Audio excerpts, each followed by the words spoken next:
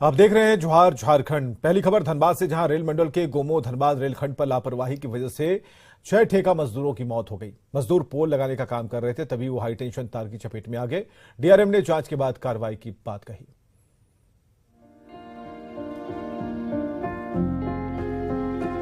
Dhanbad rail मंडल के गोमो धनबाद रेलखंड पर झारखोर में बड़ा हादसा हुआ। हादसा उस वक्त हुआ जब मजदूर पोल को गड्ढे में डालकर ऊपर खड़ा कर रहे थे। इसी दौरान पोल हाई टेंशन तार से टकरा गया, जिसके कारण पोल को पकड़े सभी 6 मजदूर मौके पर ही जलकर राख हो गए। घटना के बाद मौके पर अफरा तफरी मच गई। आनन फानन में रेस्क्यू टीम को बुलाया गया। मौके पर पहुंचे स्थानीय सीओ ने प्रथम दृष्टया लापरवाही की आशंका जाहिर की है। 6 लोगों की मृत्यु करंट लगने के कारण हुई है। ये पोल इरेक्शन के दौरान पोल के तार में 25,000 वोल्ट के तार में सट जाने के कारण ये घटना हुई है। जिन 6 मजदूरों की मौत हुई है वे पलामू, गढ़वा और इलाहाबाद के रहने वाले थे। मृतक मजदूरों के साथ काम करने वाले मजदूर महेंद्र सिंह का कहना है कि उन लोगों को किसी तरह की सुरक्षा किट नहीं दी जाती है। चाहिए, हेलमेट चाहिए, जैकेट चाहिए, किसी प्रकार का सुरक्षा की चीज आप लोगों ने नहीं मिला है। डीआरएम का कहना है कि रेलवे की कॉन्ट्रैक्ट एजेंसी आरबीएनएल यानी ट्रेन विकास निगम लिमिटेड ये कार्य करा रहा था और साइट सुपरवाइजर की लापरवाही के चलते इतना बड़ा हादसा हो गया। डीआरएम ने बताया कि पूरे मामले की 4 एजेंसियां जांच करेंगी। इन चारों की रिपोर्ट आने के बाद दोषियों के खिलाफ कड़ी कार्रवाई की जाएगी। बड़ा पोल लगाते वक्त पावर ब्लॉक कर दिया जाता है, क्योंकि रेलवे ट्रैक के ऊपर लाइव वायर होते हैं जिसमें 25,000 वोल्ट का करंट हमेशा दौड़ता रहता है। ऐसे में सवाल है कि पोल लगाते समय क्यों नहीं पावर ब्लॉक किया गया? बिना परमिशन के बड़ा पोल क्यों लगाया जा रहा था? किसकी लापरवाही से हुआ ये इतना बड़ा हादसा? लापरवाही पर आखिर कब होगी कार्रवाई? न्यूज़ 18 के लिए धनबाद से संजय गुप्ता की रिपोर्ट।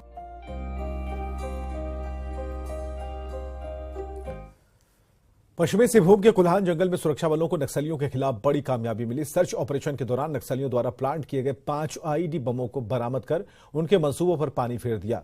टोंटो थाना क्षेत्र के तुम्बाहका के पास जंगल से 4 आईईडी बम बरामद किए गए हैं, जबकि गोइलकेरा थाना क्षेत्र के छोटा कूड़ा से मारडीरी जाने वाले रास्ते में भी एक आईईडी बम बरामद हुआ। बम निरोधक दस्ता द्वारा सभी आईईडी बमों को नष्ट कर दिया गया है। भाकपा माओवादी नक्सलियों ने सुरक्षा बलों को निशाना बनाने के लिए यह आईईडी लगाया था। हजारीबाग के मेरू में एक व्यक्ति ने वार्ड सदस्य की पिटाई कर दी। वार्ड सदस्य संजय पांडे ने बताया कि दिलीप यादव मनरेगा योजना के तहत डोभा निर्माण करवा रहा था। इसी दौरान उसने रात में जेसीबी बुलवाई। वार्ड सदस्य के नाते संजय ने उसे उजागर किया। इसके बाद दिलीप यादव ने कुछ स्थानीय पत्रकारों के कैमरे के सामने उनकी पिटाई की। दिलीप का कहना है कि वार्ड सदस्य संजय डोभा बनवाने के एवज में उनसे रिश्वत की मांग कर रहा था।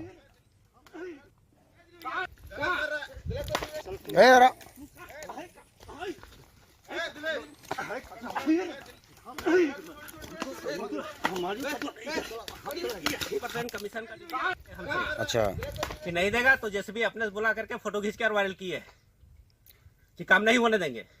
अच्छा, मतलब ये डोभा जेसीबी से ही होना था? नहीं होना था जेसीबी से। तो फिर जेसीबी खुद मंगाए, समझे, और फोटो खींच के वायरल करने के लिए बोल तुमको ऐसे तो जब अपनी मर्जी से इन लोग काम करवा रहा है। आप कौन है? अरे वार्ड कमिश्नर है, 20% कमीशन मांग रहा था। हम बात कर रहे हैं ना। हम वार्ड सदस्य हैं। हाँ, और वार्ड सदस्य होने के नाते हमको कोई जानकारी नहीं इस काम का। अच्छा, ये अचानक रात्रि में यहाँ जेसीबी लगाया। मैं इस रास्ता से जुमा में जग हो रहा था, मैं गुजर रहा था, मैं देखा, मैं आकर के रोकने की कोशिश किया। अच्छा, वार्ड सदस्य हैं? वार्ड सदस्य में। हजारीबाग के चौरी थाना क्षेत्र के ग्राम 44 खदान के नजदीक जंगल में एक युवक और युवती का शव मिलने से सनसनी मच गई। युवती और युवक की लाश पेड़ पर फंदे से लटकी हुई मिली।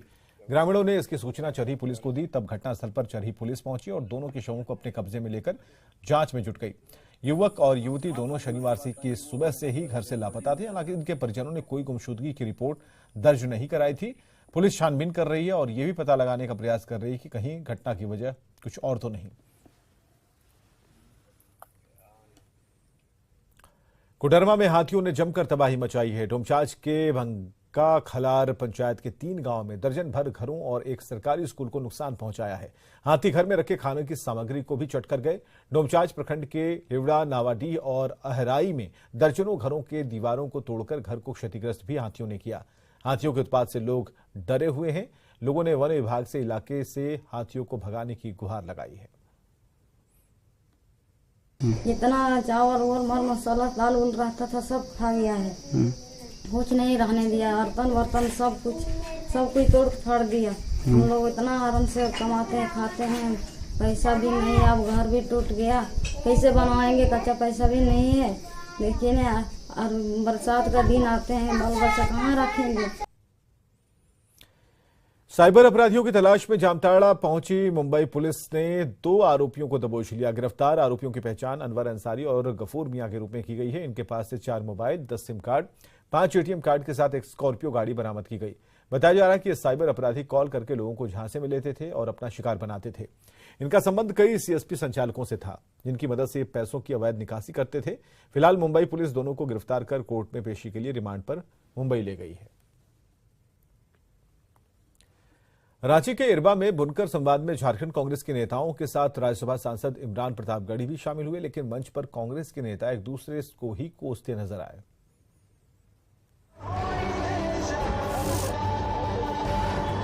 कांग्रेस और कलह का रिश्ता शायद चोली दामन के रिश्ते जैसा ही है। इसकी झलक एक बार फिर रांची में देखने को मिली। मंच था बुनकर संवाद का और कांग्रेस के तमाम नेता मंच पर मौजूद थे। कांग्रेस अल्पसंख्यक इकाई के अध्यक्ष इमरान प्रतापगढ़ी भी मौजूद थे। शुरू में तो सब कुछ गुड था, लेकिन विवाद तब बढ़ा जब कांग्रेस समर्थक मंजूर अहमद ने मंच पर मौजूद मंत्रियों को नसीहत दे डाली कि जब कोई मुस्लिम मॉब लिंचिंग का शिकार होता है तो कोई उनकी नहीं सुनता। यहाँ तक कि मंत्री और विधायक भी नहीं सुनते, सिर्फ इरफान अंसारी ही जो आता है। मिनिस्टर कहाँ गए थे? जेएमए के मिनिस्टर, जो मुस्लिम मिनिस्टर है, क्या आप मैसेज देना चाहते हैं? क्या चाहते कि मुसलमान का जरूरत नहीं है तो नहीं देगा आपको मुसलमान वोट आने वाले दिनों में, कोई परवाह नहीं। विवाद तब और ज्यादा बढ़ गया जब कांग्रेस विधायक इरफान अंसारी ने मंजूर अहमद के सुर में सुर मिला दिया। हमारे लोग मरते हैं तो क्या हमारे मंत्री नहीं जा सकते उसके घर में? क्या ये कैसा है नहीं बताइए, मैं जानना चाहता हूँ ये कैसे दोहरी नीति है, बताइए। मंत्री बन्ना गुप्ता और कार्यकारी अध्यक्ष बंधु तिर्की की बोलने की बारी आई तो दोनों ने इरफान अंसारी पर जमकर तंज कसा। बंधु तिर्की ने कहा कि इरफान जी ऐसा मत बोलिए कि बंधु तिर्की नहीं जाता। बंधु तिर्की हमेशा सबको साथ लेकर खड़ा रहता है।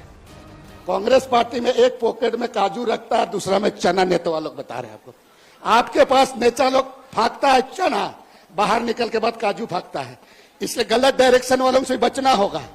वहीं मंत्री बन्ना गुप्ता ने इरफान पर तंज कसते हुए कहा कि पीठ पर वार करे तो कोई बात नहीं, दिमाग पर वार होता है तो बोलना पड़ता है। कौन बोलता है मुसलमानों के साथ नहीं है? अगर नहीं होते तो हम मुसलमान के परिवार को 5 लाख नहीं देते, एयरलिफ्ट कराकर इलाज के लिए नहीं भेजते। जब लोग छेड़ते हैं तो बोलना पड़ता है, मजबूरी में बोलना पड़ता है कि नदीम अंसारी को जब इलाज की जरूरत पड़ी तो उसके परिजनों को पूछिए कि लोग आए थे कि नहीं। हमने माननीय मुख्यमंत्री जी से बात किया और उसको एम्बुलेंस से एयरलिफ्ट करने का काम किया। जाहिर सी बात है बुनकर संवाद बुनकरों को मजबूत करने के लिए हो रहा था, लेकिन कांग्रेस की अंदरूनी सियासत का शिकार होकर रह गया। न्यूज़ 18 के लिए रांची से गौरव झा की रिपोर्ट। जेएमएम के केंद्रीय महासचिव सुप्रीम भट्टाचार्य ने केंद्र सरकार पर निशाना साधा है। उन्होंने कहा कि जब 2.5 साल पहले देश का हर नागरिक एक एक सांस के लिए तड़प रहा था, तब देश के नरेंद्र मोदी ने एक एससी राष्ट्रपति को दरकिनार कर संसद भवन का शिलान्यास किया। अब जब उद्घाटन की बारी आई तो आदिवासी महिला राष्ट्रपति को दरकिनार कर खुद उद्घाटन कर दिया। उन्होंने संसद के बाहर महिला पहलवानों के साथ हुए सलूक को गलत बताते हुए सरकार को घेरे में लिया। लोकतंत्र और इस देश की मातृशक्ति का इतना ओजपूर्ण शब्दों में जो पिरोना कहते हैं, पिरो पिरो के जो भाषण दे रहे थे आदरणीय प्रधानमंत्री जी,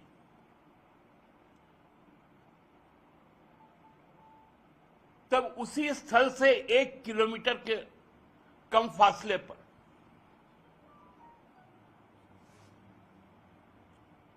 देश की पहचान बनाने वाली बेटियों को घसीटा जा रहा था, पीटा जा रहा था, रौंदा जा रहा था, केवल इस बात के लिए कि वो लोग न्याय चाहती थी। रामगढ़ के एक सरकारी स्कूल में पाकिस्तानी सोशल एक्टिविस्ट और नोबेल पुरस्कार पाने वाली मलाला यूसुफजई की फोटो लगाने से बड़ा विवाद खड़ा हो गया है।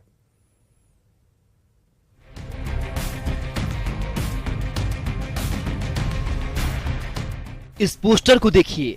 ये पोस्टर पाकिस्तानी सोशल एक्टिविस्ट और नोबेल पुरस्कार पाने वाली मलाला यूसुफजई का है। रामगढ़ जिले के कुजू के स्कूल में लगे इस पोस्टर ने बड़ा विवाद खड़ा कर दिया है। कुजू पंचायत के मुखिया जय कुमार ओझा ने स्कूल पहुंचकर मलाला यूसुफजई की तस्वीर लगाने वाली शिक्षिका मनीषा धवन से पूछताछ की है। शिक्षिका से जवाब मांगा गया है कि देश के महापुरुषों को छोड़कर किस कारण से मलाला यूसुफजई की तस्वीर लगाई गई। पोस्टर पर स्कूल के प्रधान अध्यापक रविंद्र प्रसाद की सफाई सुन लीजिए। ये आदेश किसी का नहीं, छात्राओं को शैक्षणिक दृष्टि से प्रोत्साहित करने के उद्देश्य से ये पोस्टर लगा हुआ। शिक्षिका मनीषा धवन का इस मामले में कहना है कि शिक्षा के क्षेत्र में लड़कियों को प्रोत्साहित करने के लिए मलाला यूसुफजई की तस्वीर लगाई गई है। वो पोस्टर लगाने का उद्देश्य है मेरा कि एक लड़की मतलब लड़कियों को मोटिवेट करने के लिए और उनको ये दिखाने के लिए कि ये किसी भी बैकग्राउंड से लड़की उठकर वो विश्व के सर्वोच्च शिखर तक पहुंच सकती है। मलाला के फोटो पर छिड़ा विवाद अब सियासी रूप ले लिया है। जेएमएम का जहां कहना है कि मलाला के साथ अपने देश के महापुरुषों की भी तस्वीर लगनी चाहिए, वहीं बीजेपी ने मलाला की तस्वीर हटाने की निंदा की है। शिक्षाविदों का पोस्टर लगे, फोटो लगे, हमारे देश में भी कई शिक्षाविद हैं, विदेशों के भी हैं।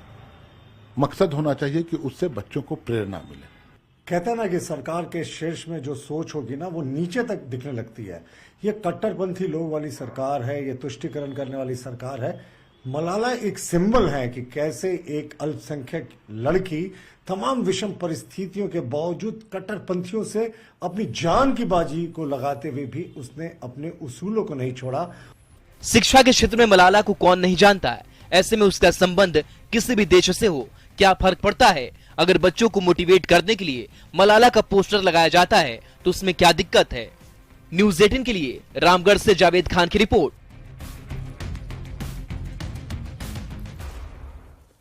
इधर बोकारो स्टील के सेक्टर 4 में अवैध तरीके से बिजली का इस्तेमाल किए जाने की शिकायत के बाद बोकारो स्टील की इलेक्ट्रिक डिपार्टमेंट की टीम ने सेक्टर 4 में अवैध कनेक्शनों को हटाने का काम किया है। इस दौरान बोकारो स्टील के सुरक्षाकर्मी, सीआईएसएफ के जवान और सेक्टर 4 थाने की पुलिस भी मौजूद रही। झुग्गी झोपड़ियों में अवैध तरीके से इस्तेमाल किए जा रहे बिजली कनेक्शनों को हटाने हुए तारों को भी जब्त किया गया।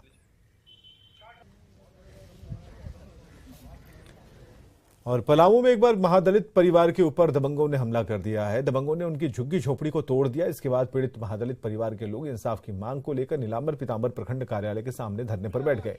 महादलित परिवारों के समर्थन में नवडीहा पंचायत के मुखिया मनदीप मेहता और गुराइन पतरा के मुखिया पति वीरेंद्र कुमार भी धरने पर थे। मुखिया मनदीप मेहता का कहना है कि पिछले कई सालों से यहाँ लोग रह रहे हैं, लेकिन अचानक दबंग आकर इनका आशियाना तोड़ रहे हैं। कुछ ही दिन झारखंड सरकार के तरफ से आपकी योजना आपकी सरकार कार्यक्रम के तहत सभी मुस्लिम परिवारों को प्रखंड विकास पदाधिकारी महोदय और स्थानीय मुखिया मनदीप मेहता जी की तरफ से भीमराव अम्बेडकर आवास देने की घोषणा की गई थी। खबर है धनबाद से, जहां गैंग्स ऑफ वासेपुर के गैंगस्टर इकबाल के करीबी चाइना डब्लू पर गोलीबारी हुई थी और इस मामले के आरोपी अब्दुल गफ्फार उर्फ टिंकू की पत्नी और उनकी मां मीडिया के सामने आई है और टिंकू को बेकसूर बताया। आरोपी की मां के मुताबिक उसका बेटा अपराध की दुनिया छोड़ चुका है। इसके बाद भी नन्हे हत्याकांड में पुलिस ने गिरफ्तार कर उसे जेल भेजा है।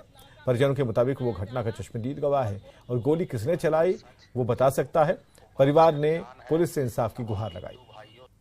नाम के टिंकू कुरैशी आप शूटर है, अपर वालम दिया के शूटर है। नन्हे हथिया कान में भी मेरा लड़का बेकसूर था। हम बोल रहे थे, दरोगा से भी बोले, एसपी साहब से भी बोले कि सर मेरा लड़का बेकसूर है, मगर कोई मेरा नहीं सुना। अब भी वही बात हो रहा है, मेरे लड़का को फंसाया जा रहा है।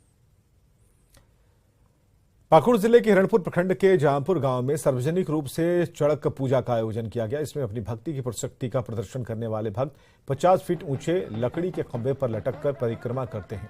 साथ ही भगवान भोलेनाथ के साथ ग्राम देवता की आराधना करते हैं। दरअसल इस गांव में चड़क पूजा मनाने की सदियों पुरानी परंपरा है और यहां कई पीढ़ियों से लगातार ये परंपरा चली आ रही है।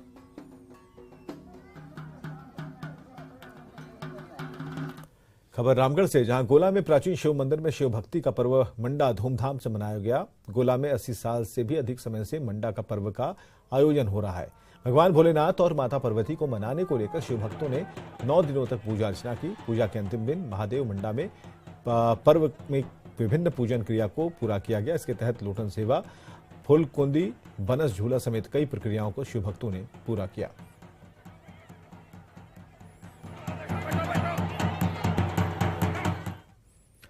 रांची से करीब 400 की संख्या में हज यात्री आज कोलकाता के लिए रवाना हुए। कोलकाता से फ्लाइट से सभी हज यात्री हज यात्रा पर जाएंगे।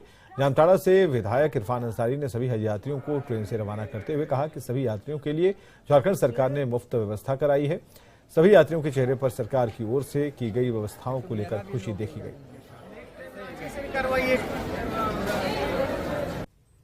आज रांची से हम लोग हावड़ा के लिए, कलकत्ता के लिए लगभग 400 हाजियों को हम लोगों ने भेजने का काम किया।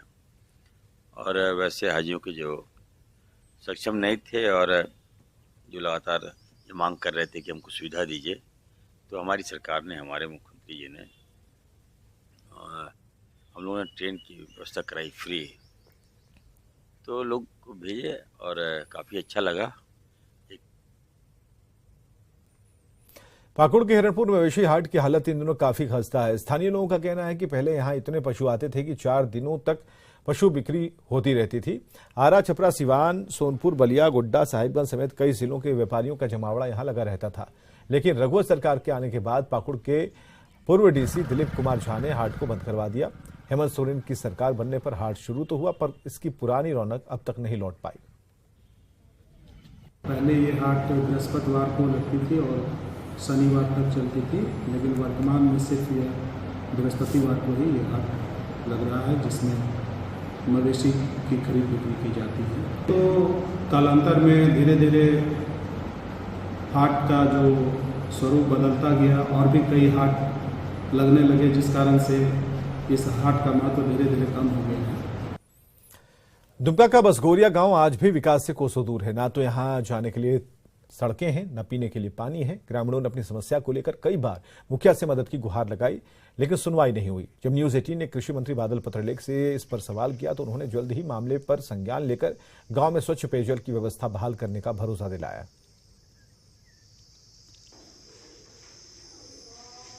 रोड भी दिक्कत है, फिर पानी के लिए दिक्कत है, पानी के लिए दिक्कत हो रहा है। जिस जगह का आप बात कर रहे हैं हम पता करवा लेंगे।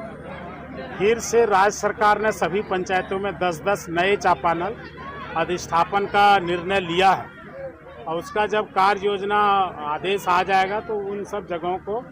ऐसा क्यों 75 साल बाद भी उस गांव में चापानल नहीं, डोभा का पानी पीते हैं लोग? वो आपने मुझे संज्ञान में दिया है, मैं इसको दिखवा लेता हूँ।